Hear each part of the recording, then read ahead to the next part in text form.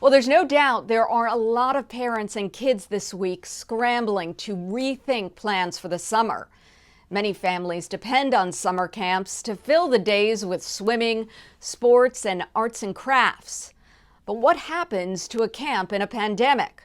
Susie Lupert, the executive director of the American Camp Association for New York and New Jersey, joined me this week to talk more about what families can expect. Yeah, it has certainly been a really, a heart-wrenching couple of months for both families and for our camp industry to try to determine, how to open.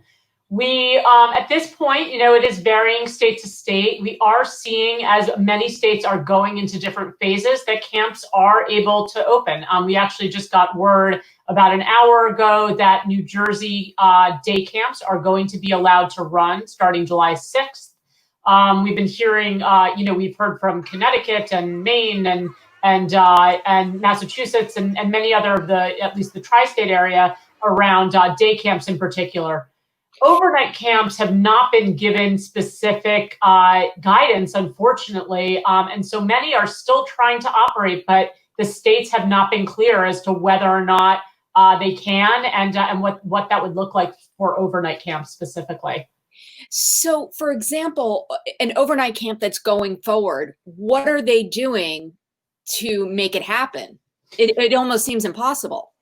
Yeah, I mean, again, it does depend on the state. There have been some guidelines that have come out from specific states, but yeah, the ones in the states where they're not getting any guidelines, they are operating, a little bit of guesswork. The ACA, the American Camp Association, has partnered with the YMCAs of the USA. We've created a field guide that was created, with independent health experts and leaders in the American Pediatrics Association and camp experts and health experts, and we call it our field guide. And we have presented that to each state across the country to say, here are ways that we believe that camps can have a safe path to opening. So a lot of camps are using those guidelines for now in the hopes that when they get the green light, they're kind of ready to go. So what are some of those guidelines? Yeah, I mean, a lot of it is about smaller group sizing. And then within a resident camp, kind of creating different types of pods almost. It depends on resident or day, but if we're talking about a resident camp, it's a lot about once you're there, you're kind of there. You're not doing trips. You're not having visiting day. Deliveries are, brought to the bottom of the property. You are, not doing inter-camps and other things like that. You're reducing the size of the amount of people that are going to meals at any one time. You're not doing large all-camp get-togethers, et cetera. You're obviously, you're cleaning after, every use of equipment. You're pulling back on some of the contact sports that might be played. And for day camps, it's about screening each child as they come in each day. And it's really important to know, summer camps have a licensed camp who is licensed by the Department of Health, that's accredited with the American Camp Association, has full-time medical staff on hand.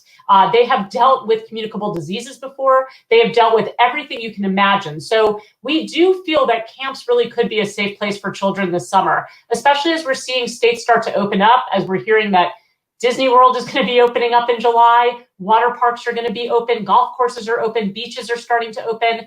Summer camps really can be a safe place. We're talking about screening every kid when they arrive. We're talking about medical staff that are on hand that are going to be trained to look for signs of both COVID and any of the signs of an inflammatory, respiratory issues that are happening with the Kawasaki disease, et cetera. These are trained professionals. So if we're talking about the difference of a child being, what kind of safer summer can they have? We do believe that camps really can provide that opportunity. And look, kids have to start socializing again. We have to get children back together in safe ways.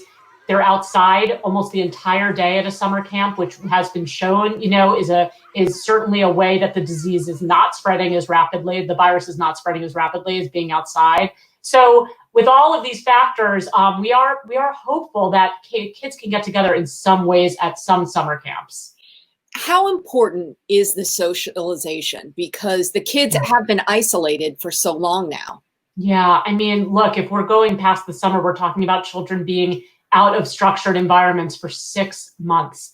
As a parent myself, I'm watching the effects that this has on my children, and it's just astounding. Children have to start getting back together in a safe way, with smaller group sizes in outdoor environments with medical staff on hand, those to me seemed like a great way for children to start gathering. What are the effects of kids being isolated? Oh my goodness. I mean, the lack of communication, right? The amount of screen time that children have right now compared to, a typical year or a typical summer.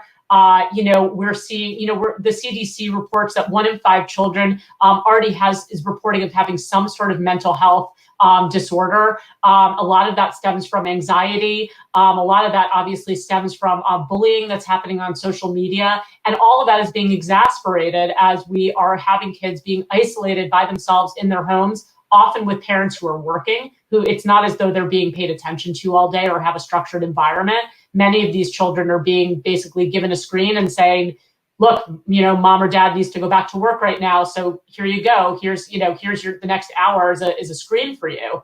And that is certainly no way for a child to be developing and growing and being able to learn skills.